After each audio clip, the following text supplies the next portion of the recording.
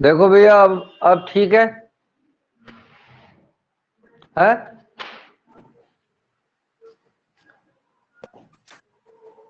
आरजू? हाँ सर, अभी ठीक आ रही है। बिल्कुल। तो फिर से रिपीट करते हैं। सुक्रोज का फॉर्मूला C12OH22O11 होता है और इसका जो एक्वस सोल्यूशन होता है वो डेक्स्ट्रो रोटेटरी होता है, जिसको हिंदी में दक्षिणावर्ती कहते हैं।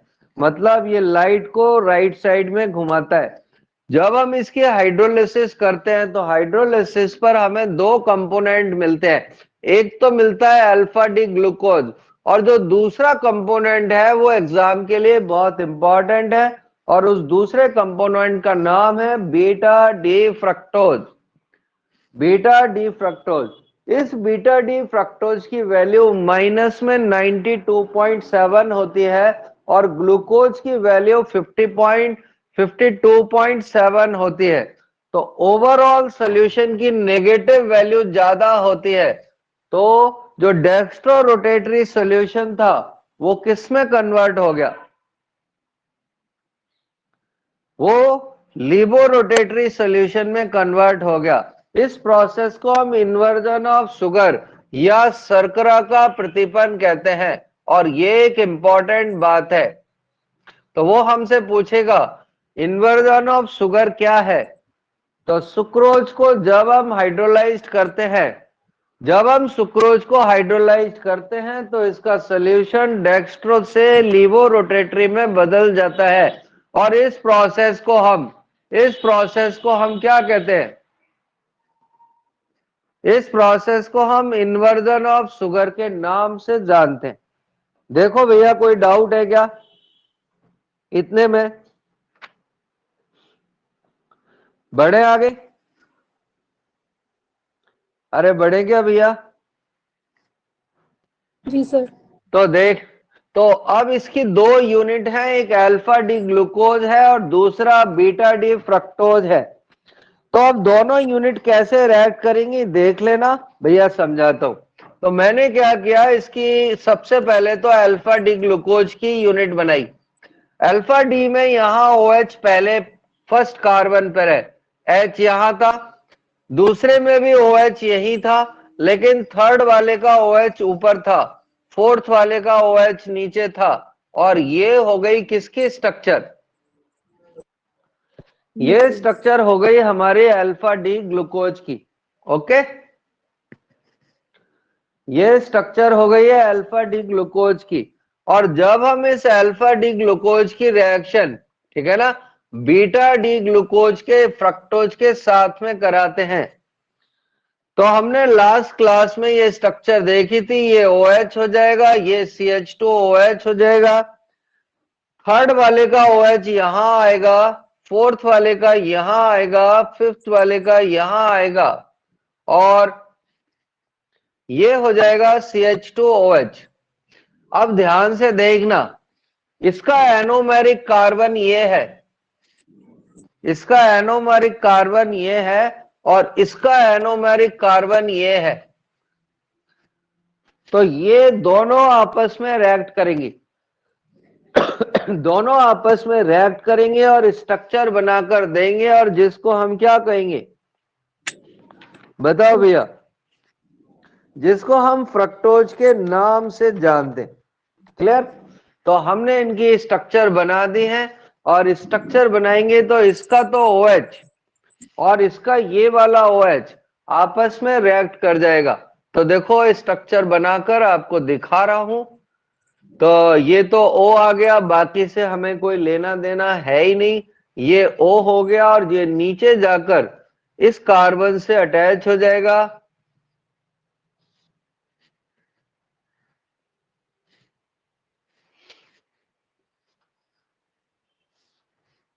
क्लियर है? देखो भैया, और ये CH2OH नीचे आ जाएगा। बाकी सारे ग्रुप जैसे थे वैसे ही रहेंगी। तो स्ट्रक्चर की अगर हम छोड़ भी दें, अब ध्यान से देखना, फ्रक्टोज का ये वाला कार्बन कौन सा है? 2 नंबर का है या 1 नंबर का? 2।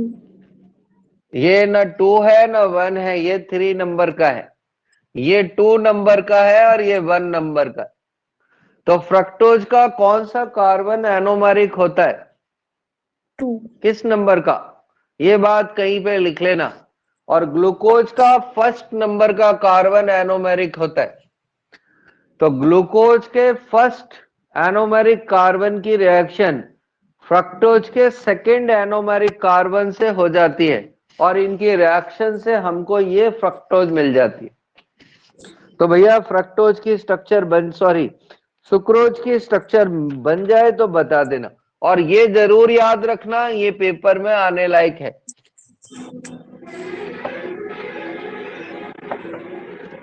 बढ़े आगे।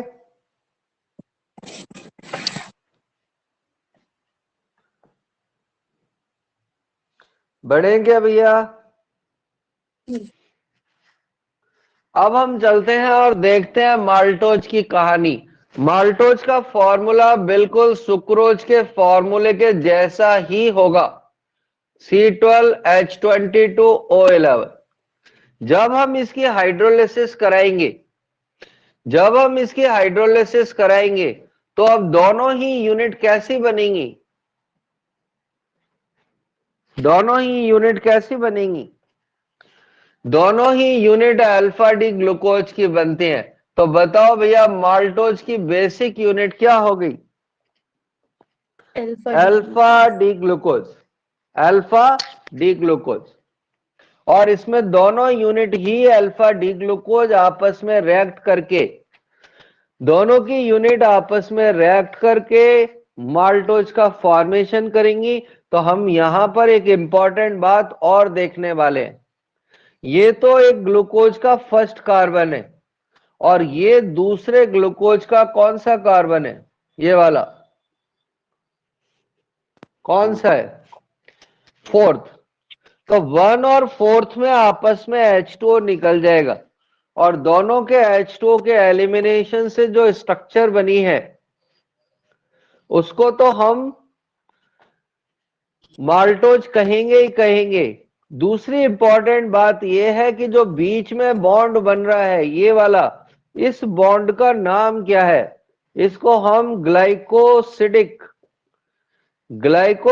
बॉन्ड कहते हैं। और क्योंकि ये 1 और 4 नंबर के बीच में बना है इसलिए इसका नाम हो जाएगा 1,4 ग्लाइकोसिडिक लिंकेज। तो माल्टोज की 2 यूनिट के बीच में कौन सा ग्लाइकोसिडिक बॉन्ड बनेगा? कौन सा? 1,4। 1,4 ग्लाइकोसिडिक बॉन्ड। तो हर्षित बताएगा, हर्षित सुक्रोज में कौन सा ग्लाइकोसिडिक बॉन्ड होगा?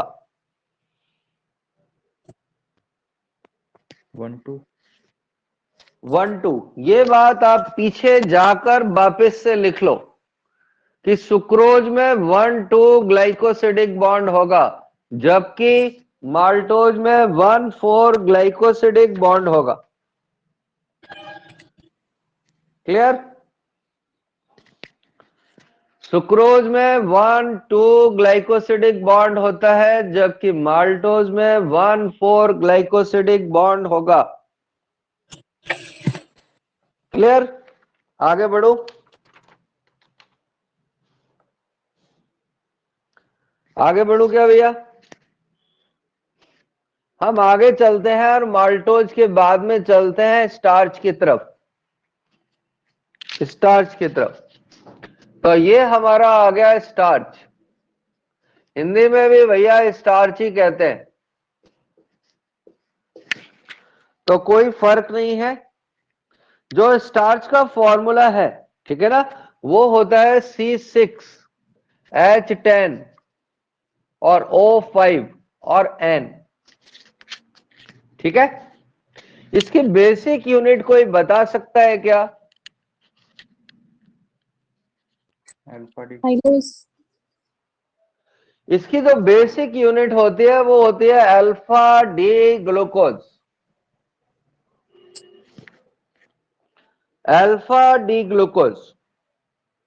ठीक है? अब इसके 2 पार्ट होते हैं, स्टार्च के 2 पार्ट होते हैं। स्टार्च के, अब हिंदी में लिख दिया भैया, 2 पार्ट होते हैं, और वो 2 पार्ट कौन कौन से होते हैं? पहला पार्ट है एमाइलोज।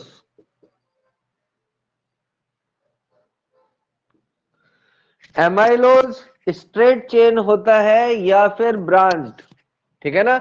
ये स्ट्रेट चेन में पाया जाता है, अर्थात सीधी रेखा में मिलता है। दूसरी बात, वाटर में सॉल्युबल होता है। दूसरी बात, वाटर में सॉल्युबल होता है। तीसरी बात, टोटल उसका 20% होता है। मतलब सुक्रोज का अगर हमने 100 ग्राम लिया तो उसमें 20 ग्राम ये होगा। चौथी बात, ठीक है ना, आयोडीन के साथ में ब्लू या वॉयलेट कलर देता है। और ये इंपॉर्टेंट बात है भैया, कहीं पे लिख लेना,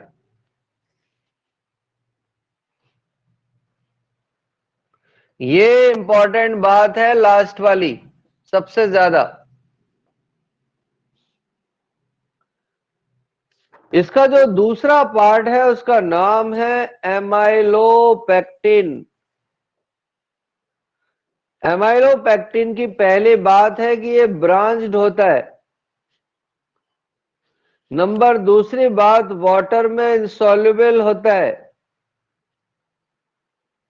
अर्थात पानी में नहीं घुलेगा। नंबर 3, ये टोटल वेट का कितना होता है? कितना भैया? ठीक है ना? नंबर 4th बात, इसमें 1,4 और 1,6 ग्लाइकोसिडिक लिंकेज मिलेंगे। इसमें 1,4 और 1,6 ग्लाइकोसिडिक लिंकेज मिलते हैं। और बताओ ये आयोडीन के साथ में कैसा कलर देगा?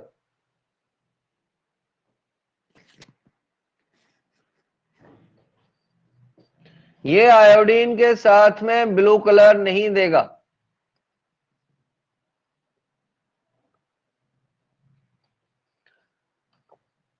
तो ये बायो में, जेई में, फर्स्ट ग्रेड में, तीनों में ही आ सकता है कि स्टार्च का कौन सा पार्ट आयोडीन के साथ में ब्लू वॉयलेट कलर देता है? कौन सा?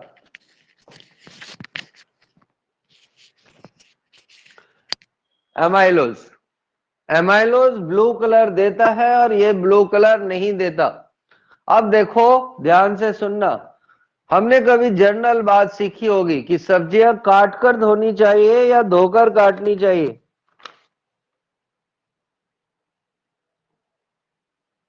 बोलो भैया। अरे कहां गए सारे लोग सब्जी वाले? योगिता, योगिता, सर, सब्जी काट कर धोनी चाहिए या धोकर काटनी चाहिए? धो के काटनी चाहिए। धो के क्यों काटनी चाहिए भैया? सर हैं? अमाइलोज के 4th वाले भी क्या लिखा है? आयोडीन के साथ में ब्लू कलर देगा। गिव ब्लू नहीं, कलर विद अमाइलो आयोडीन है। इसमें अमाइलोपेक्टिन। एमाइलोपेक्टिन में 1,4 और 1,6 ग्लाइकोसिडिक लिंकेज मिलेगा। क्योंकि अगर हम सब्जी को काट कर धोएंगे तो उसका कितना पार्ट लॉस्ट हो जाएगा? कितने परसेंट पार्ट? तो 20% ग्लूकोज वेस्ट हो जाएगा। और यही खाने का वो पार्ट है जो हमें क्विक एनर्जी देता है। जब हम खाना खाते हैं तो खाना खाते ही हमारी भूख एकदम से जो खत्म हो जाती है, वो इसी एमाइलोज की वजह से होती है। अगर हमें बहुत भूख लग रही है और घर में कुछ भी ना हो तो आलू को काटो और आलू को काट कर पानी में डाल लो। आप देखोगे पानी में डालते ही वो कैसा हो जाएगा? पानी सफेद हो जाएगा। और वो व्हाइट इसलिए हो जाएगा क्योंकि उसमें ग्लूकोज आ गया है। और उससे अच्छा ग्लूकोज आपको बाजार में मिल भी नहीं सकता। तो अगर ग्लूकोज पीने का मन कर रहा हो तो आप ये कर सकते हो। अब ध्यान से देखना आगे की कहानी। C6H10O5, इस ग्लूकोज को हमें हाइड्रोलाइज करना है, तो कौन सा एंजाइम्स होता है जो इसको हाइड्रोलाइज करता है? और ये बायो का क्वेश्चन है। Yes. तो जो ऐसा करता है वो ये होता है डाइस्टेज। और क्या ये एंजाइम्स, ये वाला एंजाइम्स ईस्ट में मिलता है क्या है? बता भैया, हर्षित, आरजू, है? ये नहीं मिलता है, ईस्ट में डाइस्टेज एंजाइम्स नहीं मिलता है। इसलिए जब भी हमें स्टार्च को हाइड्रोलाइज करना होता है तो पहले हम क्या करते हैं? आपने कभी सुना है कि जर्मिनेटेड सीड हम क्यों खाते हैं? हाँ, उनमें प्रोटीन्स जो होते हैं वो ज्यादा होते हैं।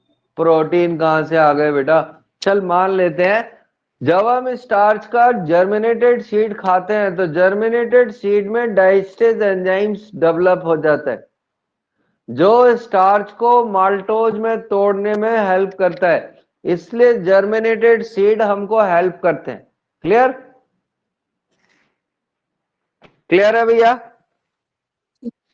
तो जब हम स्टार्च को ब्रेक करेंगे तो इससे क्या मिलेगा? माल्टोज। और माल्टोज से कितने ग्लूकोज मिलेंगे? 2 ग्लूकोज यूनिट मिलेंगे। कोई डाउट है इतने पार्ट में? क्या ये टॉलेंट टेस्ट देगा?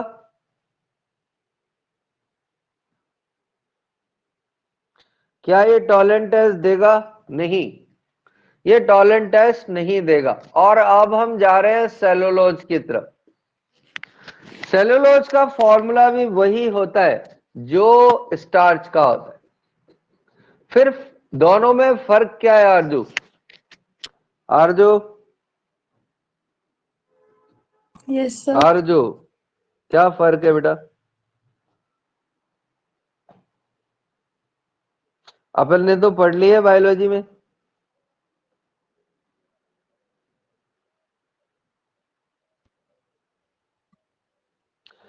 तो बताते हैं, इसमें ना बीटा ग्लाइकोसिडिक बॉन्ड मिलता है, बीटा ग्लाइकोसिडिक बॉन्ड मिलता है। क्लियर? तो जो ग्लूकोज की कौन सी यूनिट रिएक्ट करती है? कौन सी? Beta D glucose. हमारी बॉडी में सेलुलोज का डाइजेशन आरजो कहां होता है?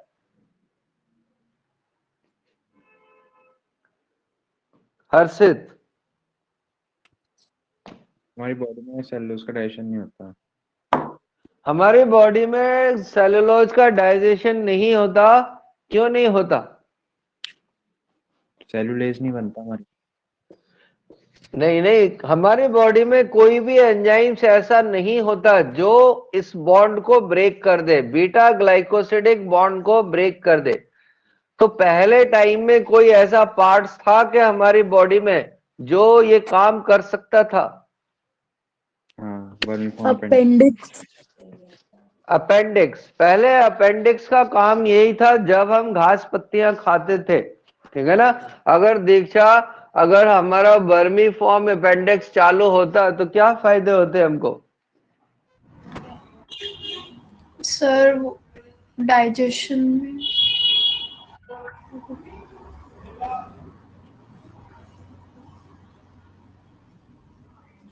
क्या फायदे होते हैं?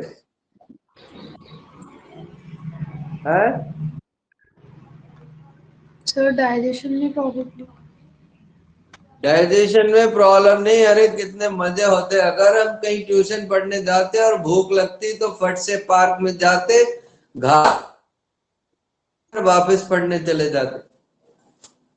गाय भैंस, पर गाय भैंसों को प्रॉब्लम हो जाती। क्यों?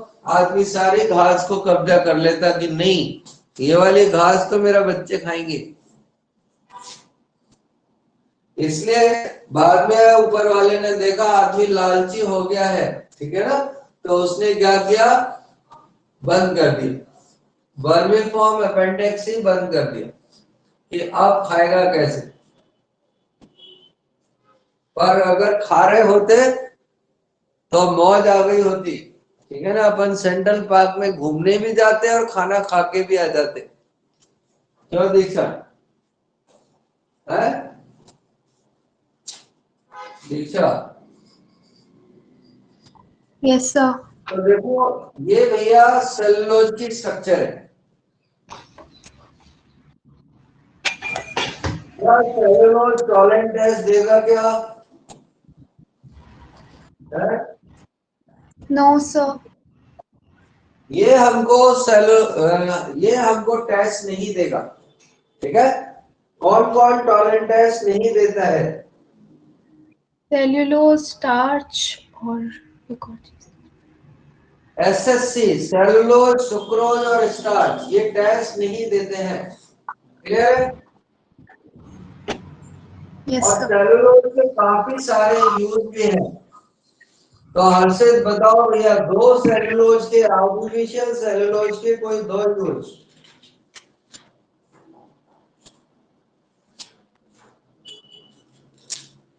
प्लांट में सेल्यूलोज तो सेलुलोज से एक तो हम बनाते हैं सेल्यूलोज नाइट्रेट, और दूसरा बनता है सेलुलोज एसीटेट। सेलुलोज नाइट्रेट से हम पॉलीडॉन बनाते हैं और सेलुलोज एसीटेट से हम रेयॉन बनाते हैं। इसी सेलुलोज नाइट्रेट से हम गन कॉटन भी बनाते हैं, जिसका यूज एक्सप्लोसिव बनाने में किया जाता है,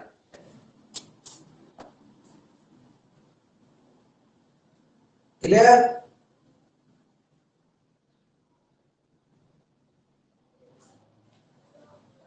बढ़े आगे,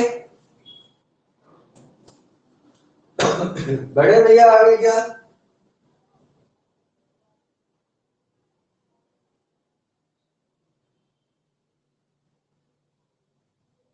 तो अब हमारा एक बच गया लास्ट, और वो है ग्लाइकोजन। ग्लाइकोजन, तो क्या कोई बता सकता है कि ग्लाइकोजन की बेसिक यूनिट क्या होती है?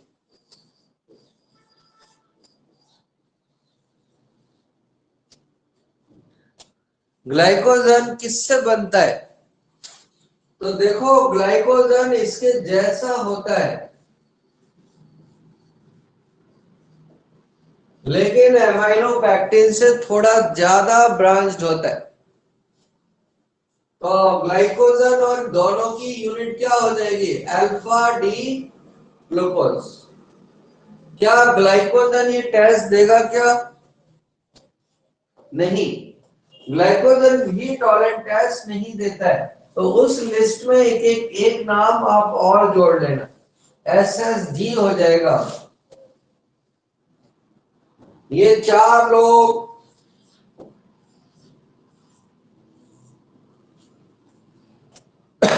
टॉलेंट टेस्ट नहीं देते हैं, ठीक है भैया।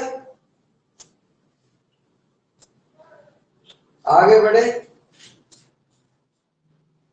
हम आगे चलते हैं और देखते हैं फंक्शन ऑफ, मतलब ग्लाइकोजन टॉलेंट टेस्ट नहीं देता है। नहीं, फंक्शन ऑफ कार्बोहाइड्रेट। कार्बोहाइड्रेट का फंक्शन क्या है? इसका जो सबसे पहला मेन फंक्शन है, एनर्जी सोर्स है ये एनर्जी का सोर्स है। नंबर 2, आरजू, प्लांट का रिजर्व फूड मटेरियल क्या होता है? स्टार्च, प्लांट रिजर्व फूड है।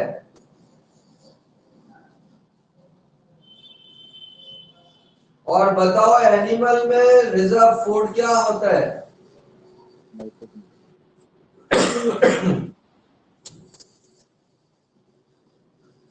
एनिमल का रिजर्व फूड ग्लाइकोजन होता है। हर्षित, ग्लाइकोजन हमारी बॉडी में कहां पर एब्जॉर्ब होता है, कहां पर स्टोर होता है? लिवर, मसल्स, है लिवर, मसल्स में और लिवर, लिवर में होता है। लिवर में किस प्रोसेस से ग्लूकोज वापस बनता है?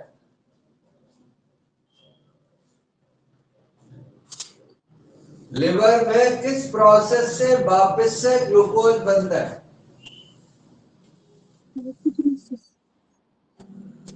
ग्लाइकोजिनोलिसिस।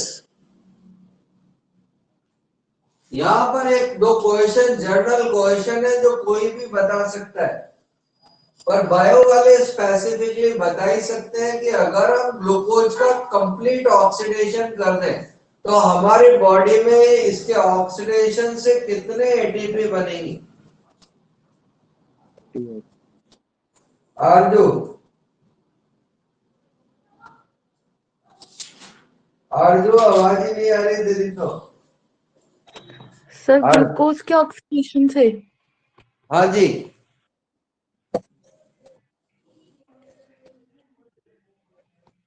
देखो अगर ये क्वेश्चन तुम नहीं बता पा रहे हो तो हम दोनों के लिए बहुत शर्म की बात है।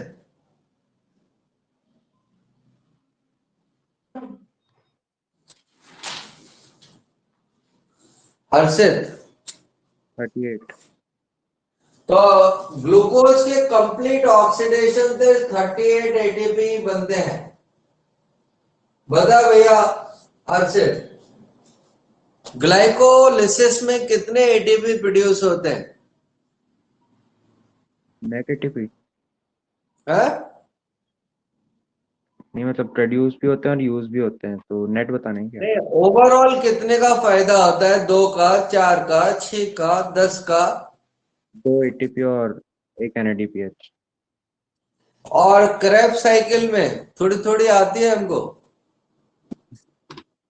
क्रैब साइकिल में अगर लिंक रिएक्शन जोड़ लें तो 4 NADH, 1 GTP और 1 FADH। तो बाकी एटीपी कहाँ निकलते हैं?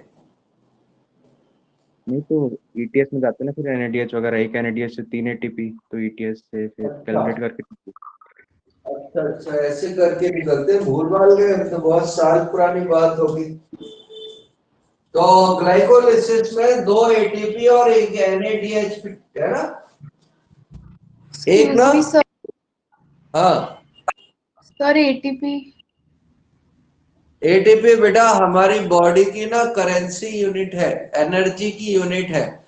हमारी बॉडी में एनर्जी जो भी स्टोर होती है ना, वो एटीपी के फॉर्म में होती है बेटा। तो जब तू 180 ग्राम ग्लूकोज को खाती है तो तेरे बॉडी में 38 एटीपी प्रोड्यूस हो जाते हैं, और उनसे तू घूमती है, खाती है, पीती है, नाचती है और पढ़ती भी है। Okay, yes sir. ये हमारा कार्बोहाइड्रेट खत्म हो गया। ठीक है ना? हम वापस आ रहे हैं कुछ मिनट में।